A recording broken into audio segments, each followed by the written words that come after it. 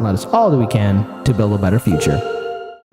I talk a lot about media habits on this show, where people get their news from, and how that has changed over the years. Back in the day, my parents got a newspaper every morning. We would listen, my dad would listen to the radio in the car on the way to work.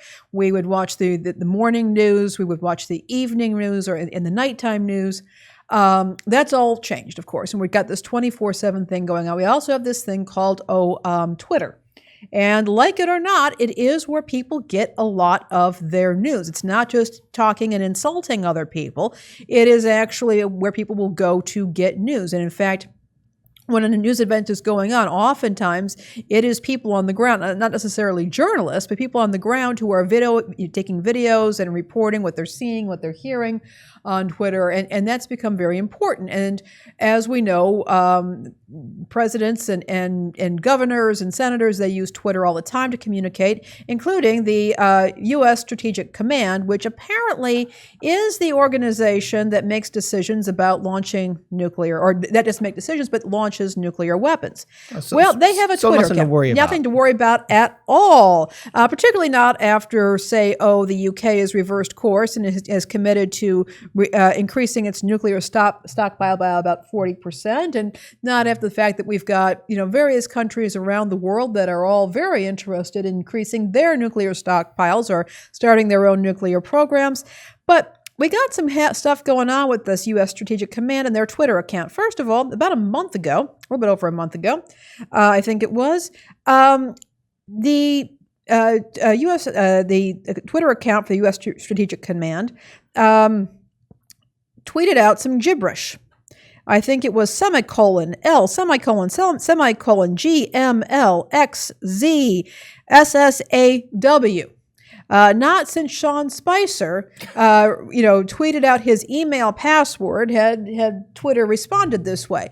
Some people were concerned that they had just released one of the nuclear codes. Oh my God! Oops. As it turns out, it was the 3-year-old of the Walnut who was operating the Twitter account who managed to get a hold of the computer and tweet out gibberish. Thanks, kid. Yeah, this does not inspire faith in institutions. I would remind everybody that one of the reasons why we're having such trouble in this country with managing a certain global health crisis is that people no longer have faith in institutions. They don't trust anybody at this point, so they're kind of going their own way. And when you have a 3-year-old taking control of the Twitter account, which is, by the way, being monitored 24/7, I'm sure, by foreign governments. Just why wouldn't they? This should not be happening. I'm sure somewhere in like China, Russia, and a dozen other countries, they're like, the code doesn't work. Never mind. Well, but they're monitoring it, and if they see that it really does not bode well. So apparently, Strategic Command decided to, I guess, like just before midnight Eastern time, it was like last week or so, decided to tweet a posture statement review, because a preview, which apparently they put out a posture statement on a regular basis, and they tweeted out this. The spectrum of conflict today is neither linear nor predictable. We must account for the possibility of conflict leading to conditions which could very rapidly drive an adversary to consider nuclear use as their least bad option. Like, what's the worst options?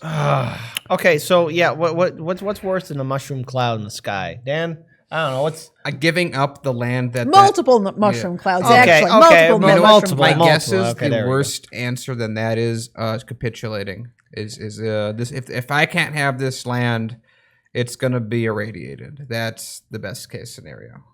Why are we living in a cartoon? Like why did this happen? Okay. First of all, again, I'm hoping that the previous Walnut, who was operating the Twitter account, was sacked and replaced. Now they need to sack and replace this Walnut, who thinks that is an acceptable thing to tweet out right before midnight when you consider that the doomsday clock is now 100 seconds before midnight. I mean,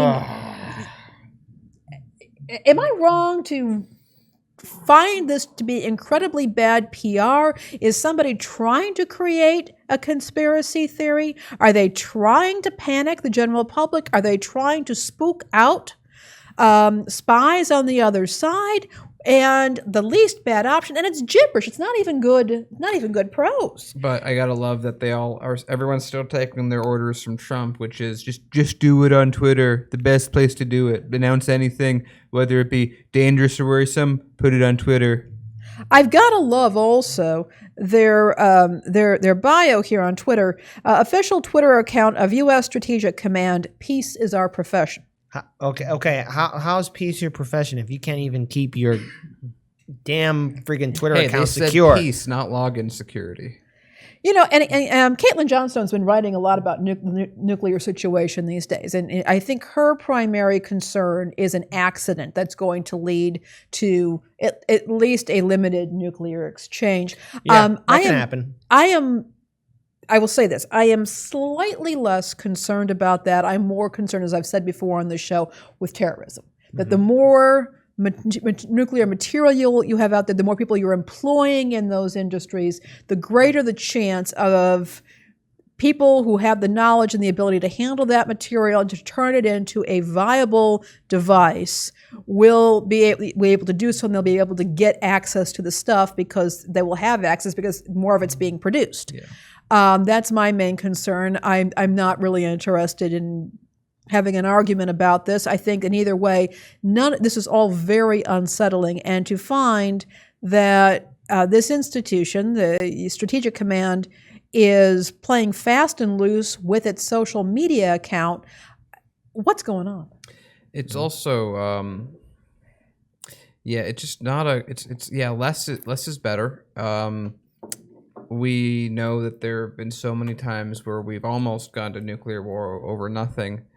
And I remember there was a nuclear physics professor who, I feel like it was 10 or 20 years ago, the final project that he would do to see that everyone knew their stuff was build a thing that could set off a nuke. Just not the uranium part, but the rest of it. And if you could successfully do that, then you passed. So the technology of doing this isn't like you need a team of like 800 people and you have to have this super specific knowledge and this super specific. No, someone could make it with more or less hardware that you could just buy.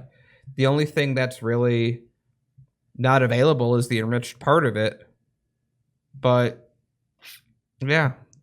Yeah, it's just really, really distressing to see that people, that is it saber rattling? Are they trying to? Is this a psyop? Are they trying to prepare us? I think this is just incompetence. Or is this pure incompetence? And none of that's making me happy, even if it is, which maybe is the least bad reason in all this incompetence. Yeah. That does not inspire me either. Yeah, it's like it's. In a lot of ways, I prefer people to come at me maliciously than incompetently, because especially with incompetence, it's really hard to predict when you're going to screw up next. With maliciousness, it's pretty easy to know what someone's going to try and do. Yeah, and I think it's a final note to this story. We have these weapons of mass destruction pointed at each other. This is not the sign of an intelligent species. I mean, these weapons, if they're ever used in a horrifying scenario, whether it's through a small exchange, through accident, or on purpose, or if there is a terrorist attack or anything like that, humanity, we're not going to recover. We're going to fall into a stagnant spot backwards, and we may not ever get to the point where we're at again right now, because again, these weapons of mass destruction, they have long-lasting environmental impacts that will devastate civilization and our planet. And it would be very telling if we as a species use them ever. And the thing is, there's no rebuilding. There's no hope. I'm sorry, but there's none of that. There's no happy ending after that. It's long stagnation backwards, and we will be stuck here. We're not going to have any age of exploration, no more scientific discoveries. It'll be a slow, painful death for our species, and we have to be better than that.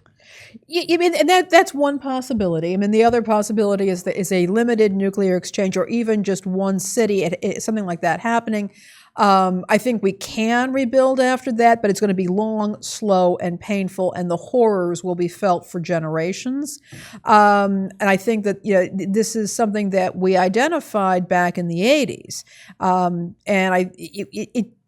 even people like Ronald Reagan were seeing it. We're seeing it when they did the movie Threads in the UK, The Day After here, Testament. These movies showed just what would happen to ordinary people who had nothing to do with the decisions that led up to this sort of thing.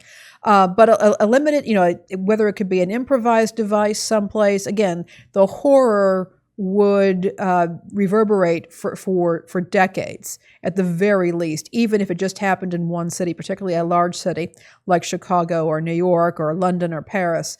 It would be absolutely horrific, and I'm not real happy about the saber rattling going on, whether it's incompetence or not. And just remember, guys, Chicago has at any given time 5 of the Russian equivalent minute ready nukes pointed at it at any given moment, ready to go off. And keep in mind also that a lot of energy, a lot of electricity routes through Chicago. We have, a whole lot of electricity just because of where we're located, I guess. So, even something that was very strategic, but that went after power stations could be lights out throughout much of the country, not even allowing for an EMP that would happen with an airburst someplace. It would be, they could just be very strategic, and boom, and we lose power in this country for a while, and that is going to be awful.